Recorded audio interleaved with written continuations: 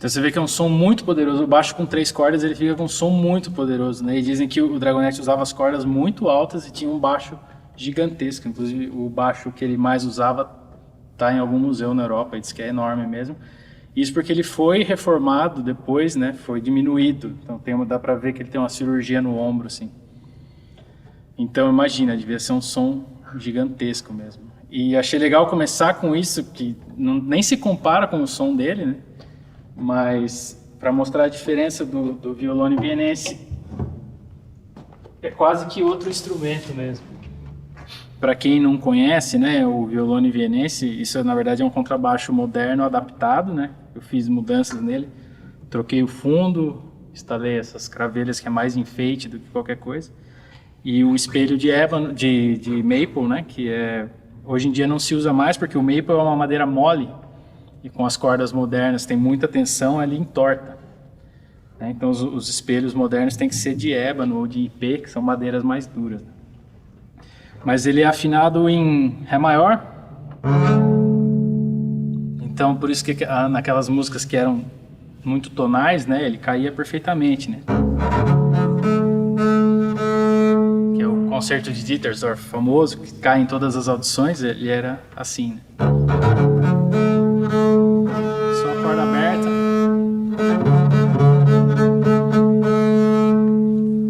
São quatro compassos só de harmônica e corda aberta, quase como a trompa natural. Assim.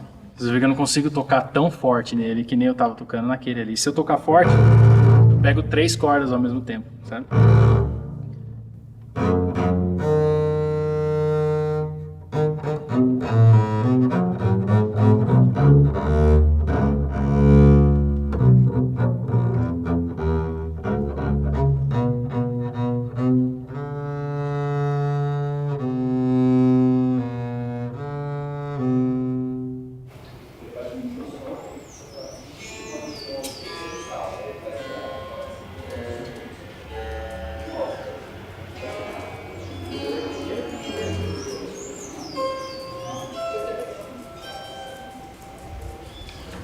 A diferença básica é essa, que o cravo ele tem cordas pinçadas e o piano ele é martelado. E, originalmente os martelos eram bem pequenininhos, então a sonoridade que eles produziam não era muito distinta da sonoridade de um cravo. Então era bem parecido, especialmente porque as cordas também eram muito finas, como cordas de cravo. Então o som ele não era uma diferença drástica como a gente tem, como a gente pensa hoje em dia, tinha um cravo e um piano. Não era isso. Era um instrumento que tinha timbres bem próximos até.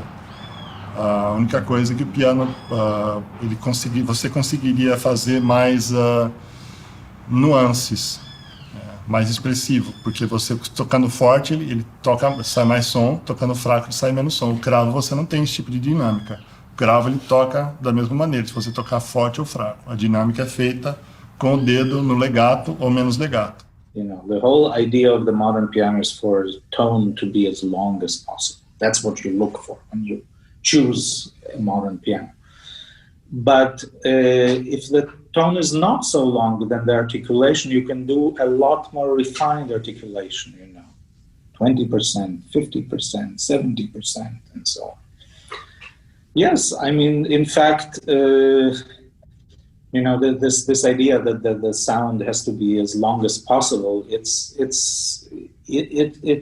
not so easy. It can be very problematic. Every organist will tell you that. On the organ, you put your finger on the key, and then it sounds until you leave it.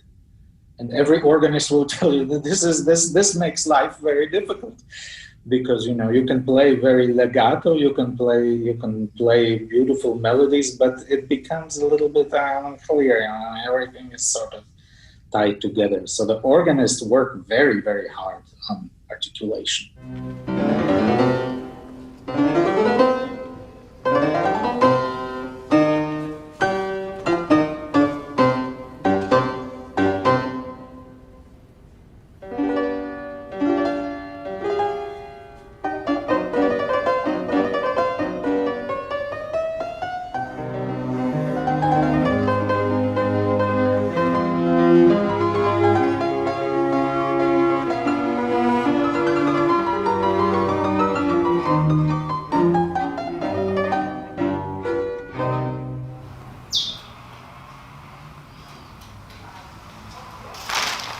E esse piano é de que ano? 1806. 1806. Época, nos anos 80, eles estavam tocando com orquestra, acho que já era orquestra moderna, não sei se era moderna ou não, mas eles queriam tirar mais som do instrumento, e a forma como eles fizeram isso foi colocar cordas mais pesadas, cordas mais grossas, e também enrolar chumbo na haste do martelo, que são umas hastes fininhas que seguram o martelo. Se você quiser, eu posso depois desmontar para te mostrar. Eles enrolaram chumbo ali, porque o chumbo dava mais impacto, então causava mais inércia, o martelo atingia as cordas com mais violência. O efeito disso é que o piano ele se entortou completamente por conta das cordas. Colocaram cordas de piano moderno num piano histórico. Ele não tem suporte para aguentar toda essa tensão, a madeira cedeu, entortou. E é por isso que você vê essas rachaduras aqui e lá. Por exemplo, o tampo harmônico, que é essa parte aqui, que é como o Ernesto falou, é o coração do instrumento, né? E realmente é o que produz o som do instrumento, vem do tampo harmônico. Ele é uma madeira específica, que tanto cravo, fortepiano, violino, violão, todos eles utilizam essa mesma madeira, que é o abeto, né? Que é o pinho, são aquelas pranchas fininhas que você vê cortadas ali. Elas vêm da Itália, de uma região da Itália que chama Val di Fiemme, que é no norte da Itália. São umas escarpas bem íngremes, e elas pegam o sol na posição correta, tem a terra correta também, e produz a madeira perfeita para produzir som. Então é isso que a gente busca. Certas coisas, por exemplo, como a caixa do instrumento, o cepo, aí a gente escolhe as madeiras baseadas na física da madeira, né? Se madeiras mais duras, madeiras mais moles, madeiras leves ou pesadas. Você não pode simplesmente fazer um piano super pesado usando madeira dura, porque ele vai segurar a vibração do instrumento. Então o instrumento vai soar menos. Ele vai ser mais forte, mas vai soar menos, vai ressoar menos, né? Então não é simplesmente questão de fazer o piano mais forte possível. Não, ele tem que ter madeira leve também, para ele ressoar como um todo.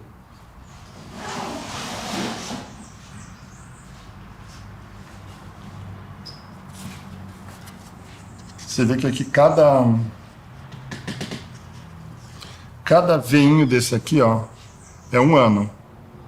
Cada linha escurinha dessa representa um ano no crescimento dessa árvore. Então, uma prancha dessa aqui deve ser uma árvore de uns 50, 60 anos.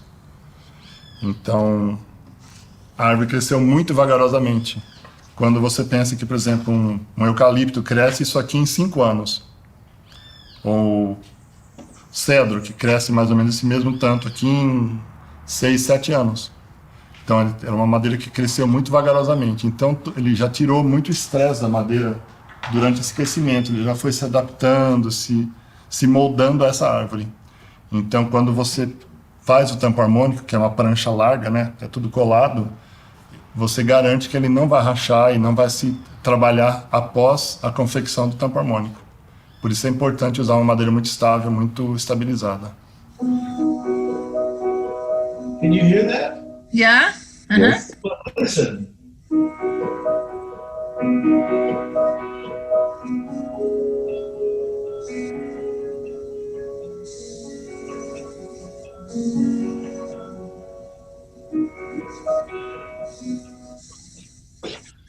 And so then I can also raise all the dampers and play this. I